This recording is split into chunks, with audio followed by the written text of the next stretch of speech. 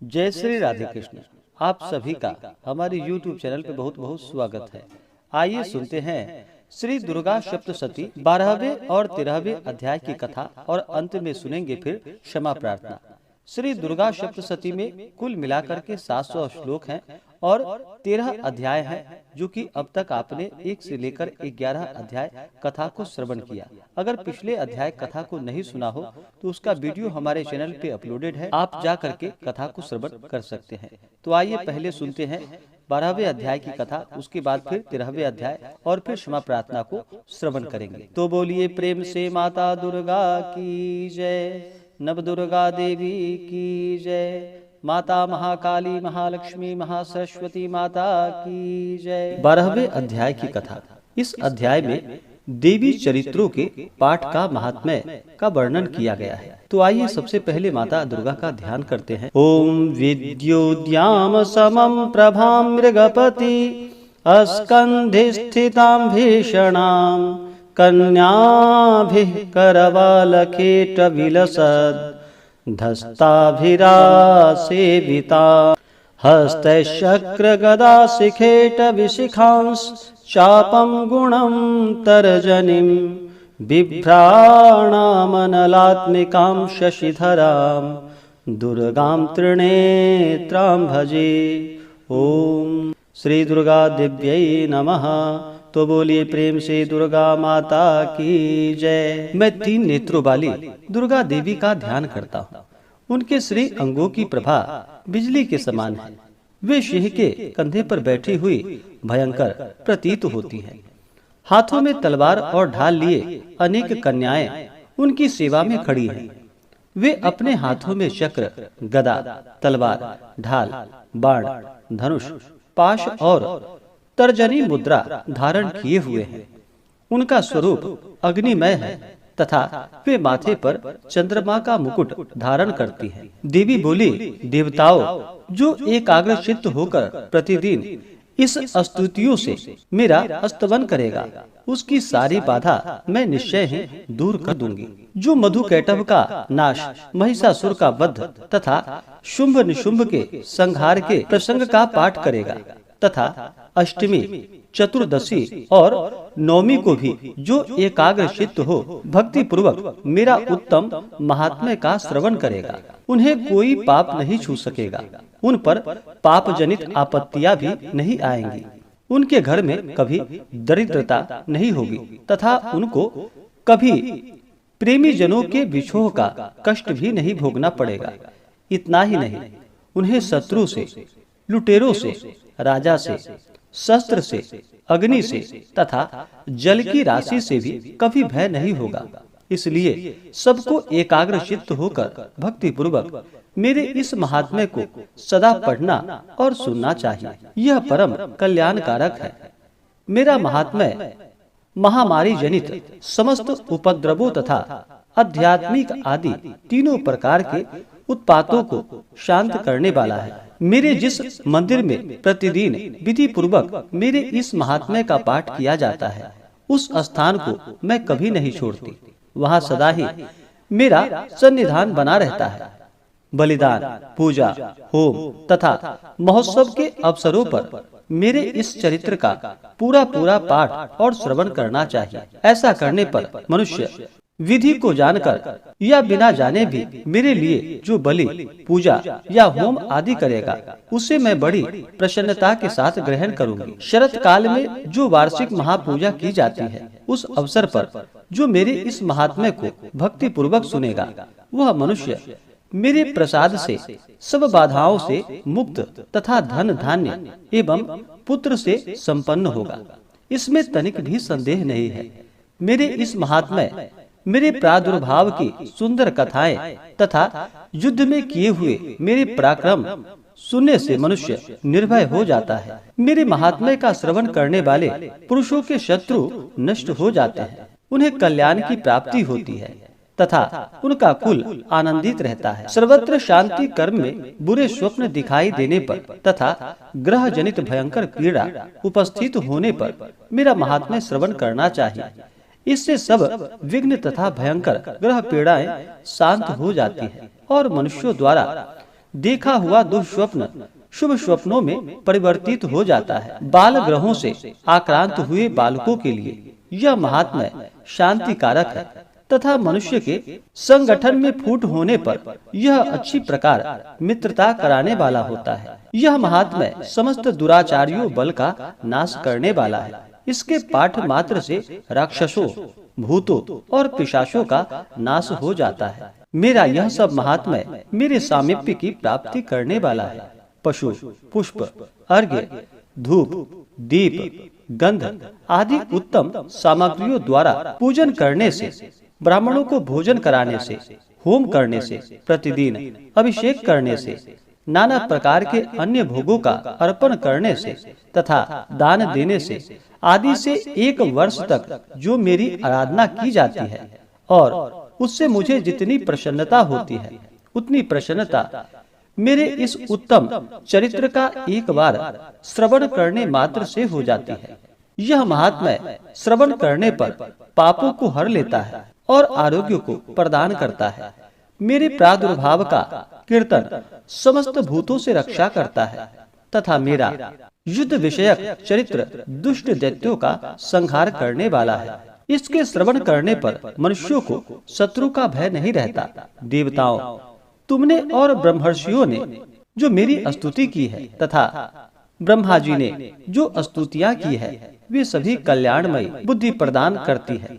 One में, सूने मार्ग में अथवा दावानल से घिरे जाने पर, निर्जन स्थान में, लुटेरों के दाव में पड़ जाने पर या शत्रुओं से पकड़े जाने पर अथवा जंगल में सिंह, व्याघ्र या जंगली हाथियों के पीछा करने पर, कुपित राजाओं के आदेश से वध या बंधन के स्थानों में ले जाए जाने पर अथवा महासागर में नाव पर बैठने के बाद भारी तूफान से नाव के डगमग होने पर और अत्यंत भयंकर युद्ध में शास्त्रों का प्रहार होने पर अथवा वेदना से पीड़ित होने पर, किम बहुना सभी भयानक बाधाओं के उपस्थित होने पर जो मेरे इस चरित्र का स्मरण करता है, वह मनुष्य संकट से मुक्त हो जाता है।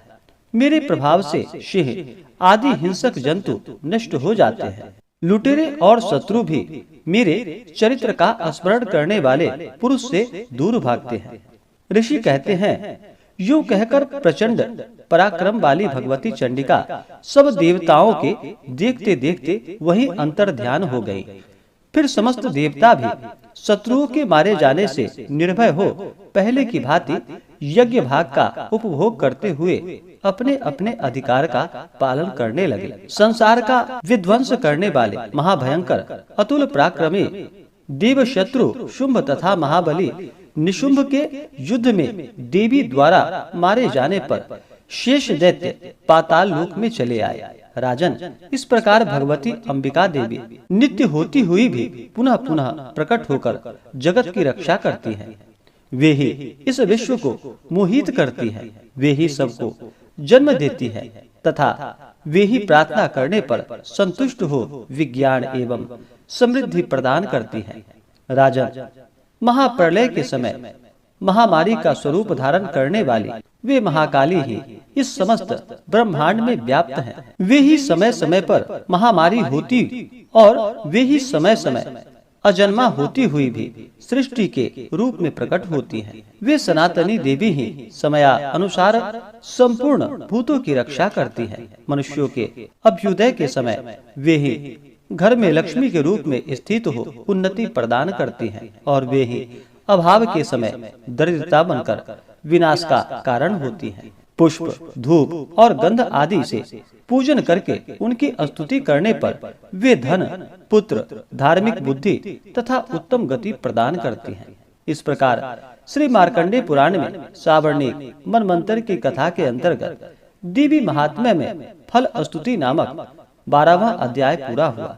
तो बोलिए प्रेम से माता दुर्गा की जय। 13वें अध्याय की कथा।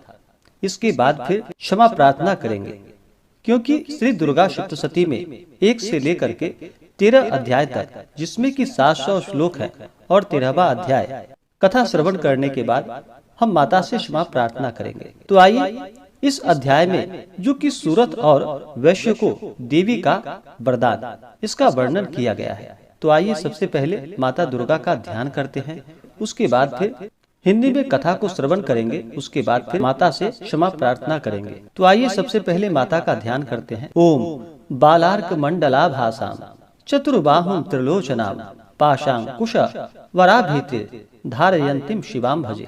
तो बोलिए प्रेम से दुर्गा माता की जय। जो उदय काल के सूर्य मंडल की से कांति धारण करने वाली है, जिनकी 4 भुजाएं और 3 नेत्र हैं, तथा जो अपने हाथों में पाश, अंकुश, वर एवं अभय की मुद्रा धारण किए रहती हैं, उन शिवा देवी का मैं ध्यान करता हूँ। ऋषि कहते हैं कि राजन, इस प्रकार मैंने तुमसे देवी के उत्तम महात्म्य का वर्णन किया, जो इस जगत को धारण करती हैं। उन देवी का ऐसा ही प्रभाव है, वे ही विद्या ज्ञान उत्पन्न करती हैं।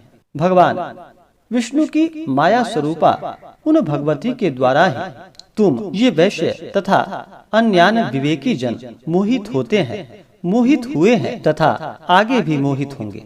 महाराज, तुम उन्हीं परमेश्वरी की शरण में जाओ। आराधना करने पर वे ही मनुष्यों को भोग, स्वर्ग तथा मोक्ष प्रदान करती हैं। मार्कंडेय जी कहते हैं, क्रोष्टुकी जी मेधा मुनि के ये वचन सुनकर राजा सूरथ ने उत्तम व्रत का पालन करने वाले उन महाभाग महर्षि को प्रणाम किया। वे अत्यंत ममता और राज्यापहरण से बहुत खिन्न हो चुके थे। महामुनि इसलिए विरक्त होकर वे राजा तथा वैश्य तत्काल तपस्या को चले गए और वे जगदम्बा के दर्शन के लिए नदी के तट पर रहकर तपस्या करने लगे। वे वैश्य उत्तम देवी सूक्त का जप करते हुए तपस्या में प्रवृत्त हुए। वे दोनों नदी के तट पर देवी की मिट्टी की मूर्ति बनाकर पुष्प, धूप और हवन आदि के द्वारा उनकी आराधना करने लगे। उन्होंने पहले तो आहार को धीरे धीरे कम किया, फिर बिल्कुल निराहार रहकर देवी में ही मन लगाए। एकाग्रता पूर्वक उनका चिंतन आरंभ किया।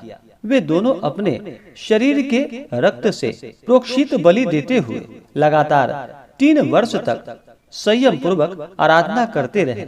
इस पर प्रसन्न होकर जगत को धारण करने वाली चंडिका देवी प्रत्यक्ष दर्शन देकर कहा। देवी बोली, राजन तथा अपने कुल को आनंदित करने वाले वैश्य, तुम लोग जिस वस्तु की अभिलाषा रखते हो वह मुझसे मांगो, मैं संतुष्ट हूँ, अतः तुम्हें वह सब कुछ दूंगी। मार्कंडेय जी कहते हैं, जब राजा ने दूसरे जन्म में नष्ट न होने वाला राज्य मांगा तथा इस जन्म में भी शत्रुओं की सेना को बलपूर्वक नष्ट करके पुनः अपना राज्य प्राप्त कर लेने का वर मांगा। वैश्य का चित्त संसार की ओर से खिन्न एवं विरक्त हो चुका था और वे बड़े बुद्धिमान थे। अतः उस समय उन्होंने तो ममता और अहमता रूप आसक्ति का नाश करने वाला ज्ञान मांगा।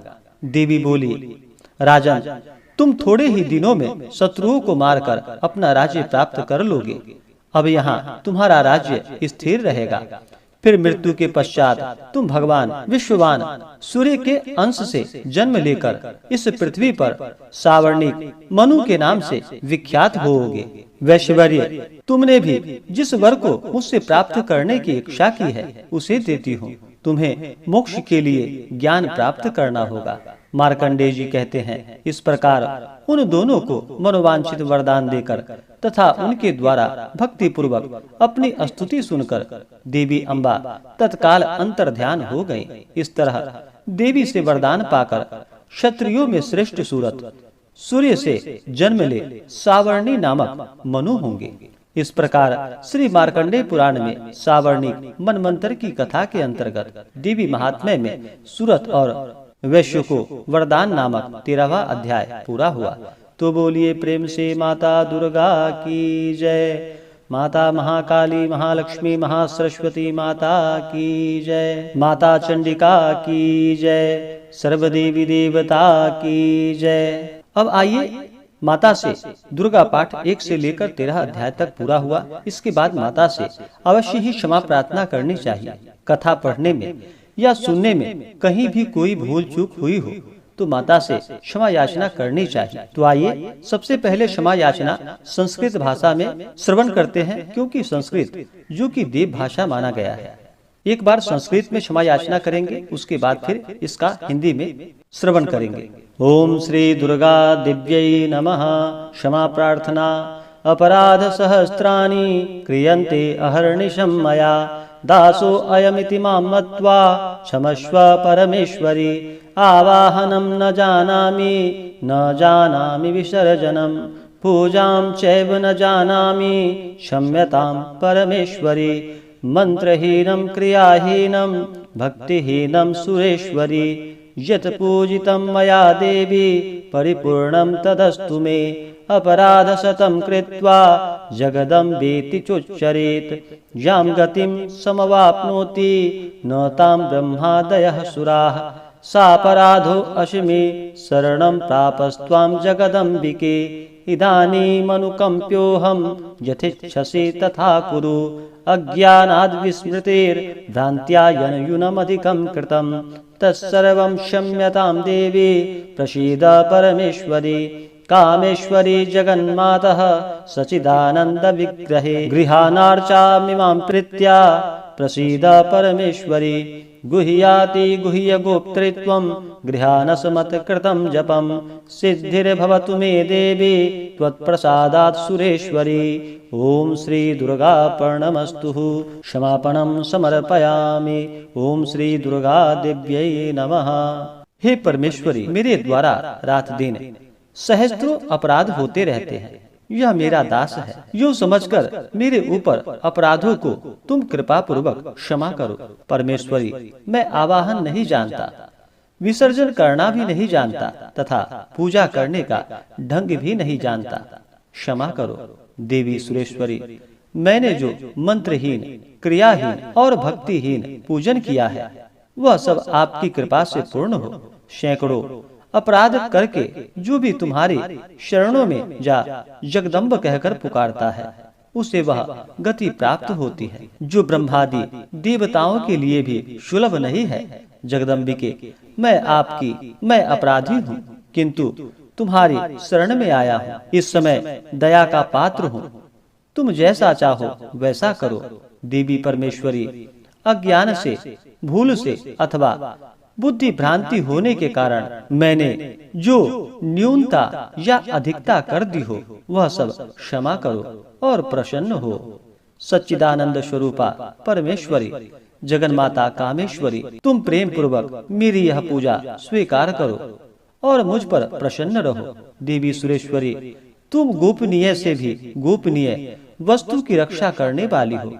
मेरे निवेदन किए हुए इस जप को ग्रहण करो, तुम्हारी कृपा से मुझे सिद्धि की प्राप्ति हो। तो बोलिए प्रेम से दुर्गा माता की जय, नव दुर्गा देवी की जय, माता भगवती की जय, माता महाकाली महालक्ष्मी महासरस्वती माता की जय, सर्वदेवी देवता की जय। धर्म की जय हो, अधर्म का नाश हो, प्राणियों में सद्भावना हो, विश्व का कल्याण हो, सकल ग्राम समाज की रक्षा हो, गौ माता की रक्षा हो। नमः पार्वती पतये, हर हर महादेव। तो आशा करता हूँ कि यह जानकारी आपको अच्छा लगा हो। ऐसे ही ज्ञानवर्धक जानकारियाँ प्राप्त करने के लिए हमारे इस चैनल पे अगर आप नए हैं तो चैनल को लाल बटन दबा करके सब्सक्राइब करें, साथ में बेल आइकन घंटी को दबाएं ताकि मेरे वीडियो का नोटिफिकेशन आपको समय से मिलता रहे। वीडियो को लाइक करें, शेयर करें, सुखी रहें और स्वस्थ रहें। जय श्री राधे कृष्ण। धन्यवाद।